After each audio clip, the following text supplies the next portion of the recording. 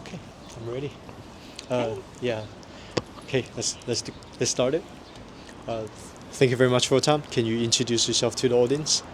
In English or? Let's do English first. Okay. Hi, guys. I'm Alex. I'm from Boston, America, and I've been in Shanghai about 7 years. How old are you? Okay. Okay. Yeah, that's about it. OK，你会说中文吗？我可以说一点点，你觉得你学习中文多久了？差不多10年了，是在 Boston 学的中文，还是在上海学的？在波士顿开始学习了，从高中的时候开始学习了。对，说的挺好的。一般吧，一般，一般。So I have two topics for you today. So why did you move to Shanghai from Boston? It's just something I always knew I wanted to do.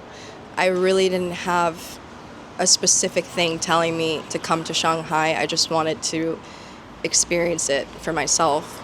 But why I picked China specifically, I think that probably has to do with my dad. Yeah. How? Why? What's the story like? Growing up, I realized my dad, he kind of always was into Chinese culture. He's a huge fan of Chinese movies, and I feel like that definitely affected me growing up. And also, when I had the choice, like when I was preparing for high school, we had the choice to pick another language, right? And there were 3 options: Chinese, French, and Spanish. And I had studied French before. I thought it was so hard. I had studied French before. I thought it was difficult. And my dad and his family, they can all speak Spanish. So he had advised me, I guess, like the best option is to learn Mandarin. And, you know, once I thought I could know the language, I thought maybe I could move to the country and maybe get better. So, What a wise man. yeah, I think so too. So as American living in China, how does it like compared to back home? There are a lot of differences, but there are more similarities, I think. Sometimes I leave the house, I feel like I have no different lifestyle. Sometimes I leave the house or maybe I'll encounter something that makes me think, oh, okay, yeah, I am in another country. I am in another place. It just depends on the day. Yeah. Can you be more specific? Like, how's it like your daily routine or just living in China in general? Sure. My daily routine, when I'm going out with friends or I have work or I'm doing something simple and I'm kind of minding my business, I'm not really thinking I'm in another country. But sometimes when I'm out or I'm walking somewhere or I'm going somewhere and I feel like there's a pair of eyes on me, then sometimes, you know, I'm feeling like, okay, I'm somewhat of an outsider. Yeah. So something like that. Talking about the staring. The tensions. Yeah. When I first came here, I guess I actually didn't mind it, which is odd, because when you first come to a new place, you're kind of thinking what will be the main differences, right, and what you can and you can't get used to. So I didn't really mind it when I first came here, but after being here for a longer period of time, sometimes I just get a little bit tired, like, okay, like, I've been here a while. Not that they know that, the people who are staring, right? But it does happen. And I also do have to make one point. Sometimes when I'm online, I see some videos and it will be like a black person who's in China, right? And there'll be a bunch of people staring at them. Sometimes they'll be smoking the cigarette. Sometimes the children will just be looking, right? And there'll be a bunch of comments underneath like, oh, you know, if they're in a big city, Shanghai, Beijing, these types of things don't happen. These types of things don't happen. They do. They do still happen in big cities. So I just want to I want to make that clear. They still happen here. Yeah. Very interesting. I definitely realize people say that often, like being black in China, you get a lot of attentions. So how these attentions or people's curiosity usually make you feel? It depends on the person, and it also depends on the mood that I'm in.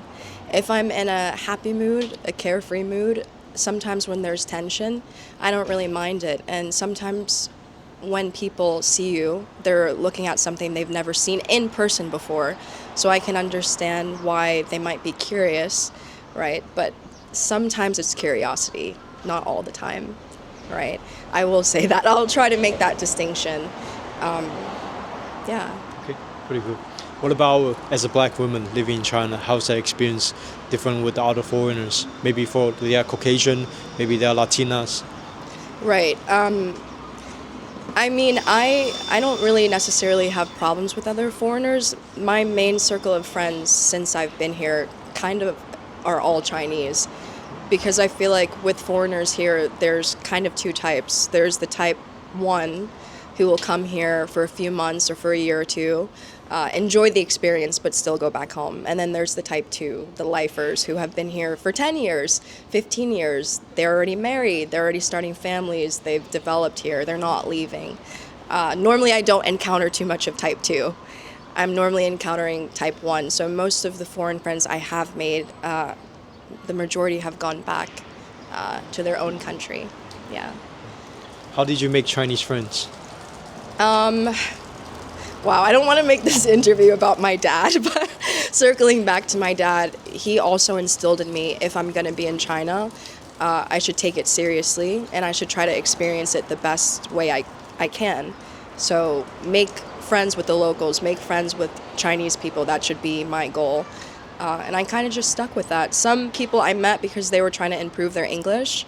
Some people I met later on because we had mutual interests. Yeah. It's very impressive.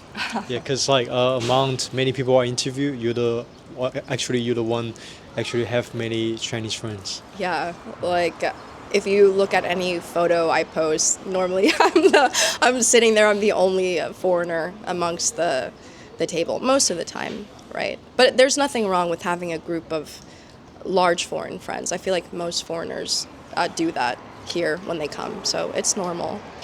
Oh, when was the last time you traveled back home?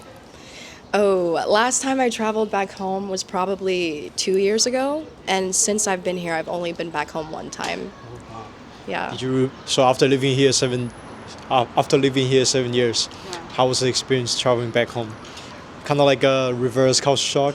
Is that what people say? Yeah, that is what people say, and kind of like when I first came back home, I think I forgot how small Boston actually is. Yeah, Boston is a big city. Let me just say that before people flame me. Boston is a big city, but Shanghai is huge.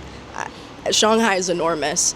And even though it's enormous, I can still get things quickly, conveniently, efficiently.